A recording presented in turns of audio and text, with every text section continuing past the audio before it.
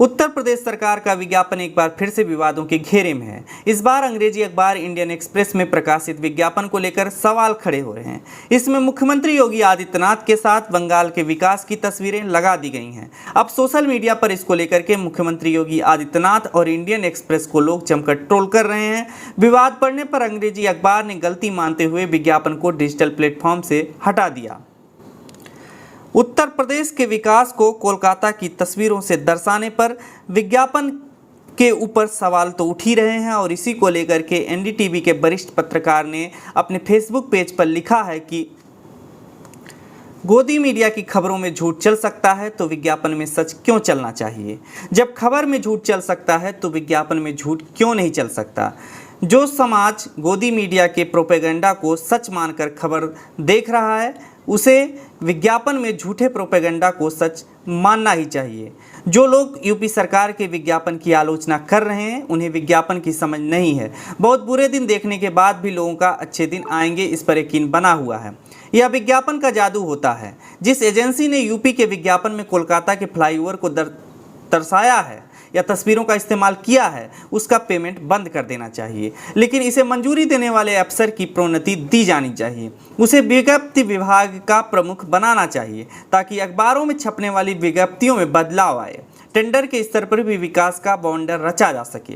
विज्ञप्तियों को बड़ा करने से खबरों की जगह कम होगी और अखबार वाले उसे ही खबर के रूप में पेश करेंगे कि टेंडर हो गया है, विकास भी हो जाएगा। विवाद एक्सप्रेस के विज्ञापन को लेकर है, लेकिन बाकी विज्ञापनों का भी यही हाल है। आए दिन अखबारों में योगी सरकार के विज्ञापन छप रहे हैं। उनमें फोटोशॉप भले ना हो, लेकिन क्या वह अखबार उन मसलों की सत्यता की जाँच का साहस कर सकता है। रवीश कुमार ने सवाल उठाते हुए ऐसा पूछा है और आगे लिखा है कि योगी जी को ट्रोल की परवाह नहीं करनी चाहिए। अगर बहुत टेंशन हो रहा है तो ट्विटर से ब्रेक लेकर कुछ दिनों के लिए इंस्टा पर चले जाने चाहिए। सारे लोग सोशल मीडिया पर यही करते हैं, यहाँ घिर जाते हैं तो वहाँ चले जाते हैं। इंस्टा पर बहुत सारे नेता अपने वीडियो में बैकग्राउंड म्यूजिक लगाकर हीरो को विस्थापित कर रहे हैं। विज्ञापन होता ही आधा सच और आधा झूठ को सच में बदलने के लिए। इसमें कौन सी नई बात है। विज्ञापन ही तो था जिसने 2014 में ऐसे ऐसे सपने रचे जिनका पीछा आज तक लोग कर रहे हैं। ये जो थोड़े से लोग हैं जो आपके विज्ञापन में कोलकाता के फ्लाईओवर का फोटो निकालकर मजाक उड़ा रहे हैं, उन्हें भारत और भारतीयता से कोई मतलब नहीं है।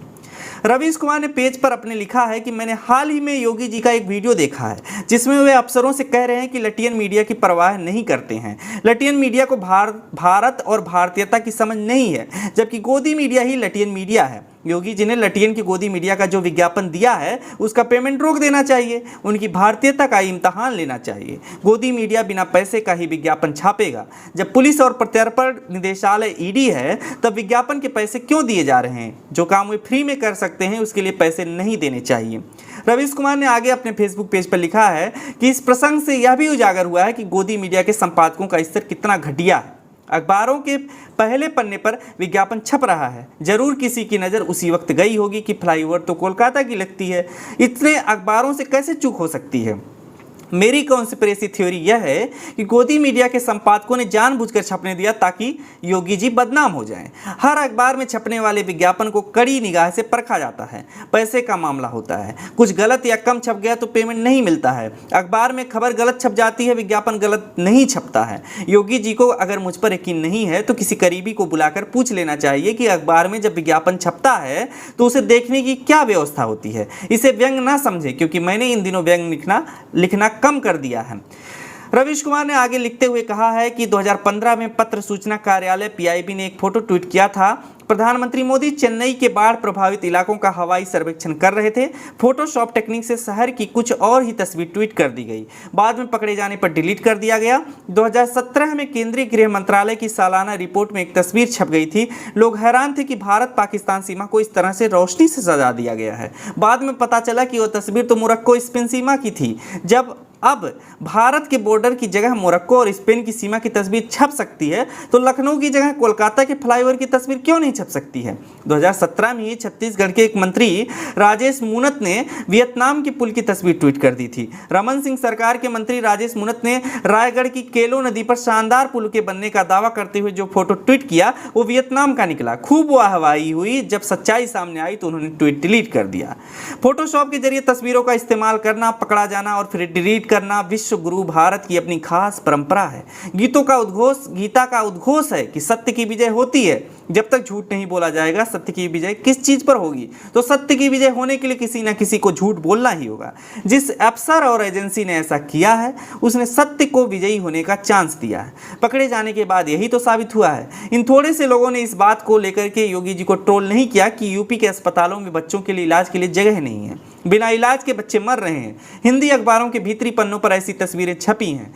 ये थोड़े से लोग चाहते हैं इस सच को उजागर करते, अगर चाहते तो ये सच उजागर हो जाता, लेकिन इन्हें सकारात्मक भूमिका निभानी नहीं आती। जिस दौर में खबरों में पढ़ने के लिए कुछ नहीं है, उस दौर में ये लोग विज्ञापन को गंभीरता से पढ़ रहे हैं।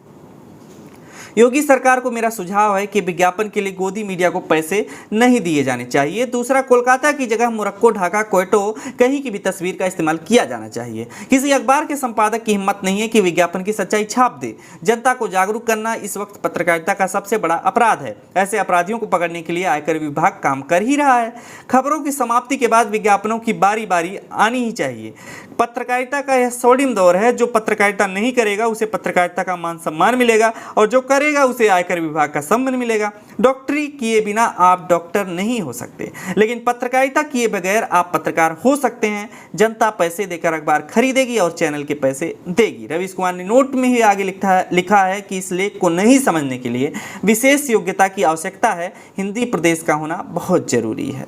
खबरों में बने रहने के लिए फोरम 4 को सब्सक्राइब करें और नोटिफिकेशन पाने के लिए बेल आइकन दबाएं।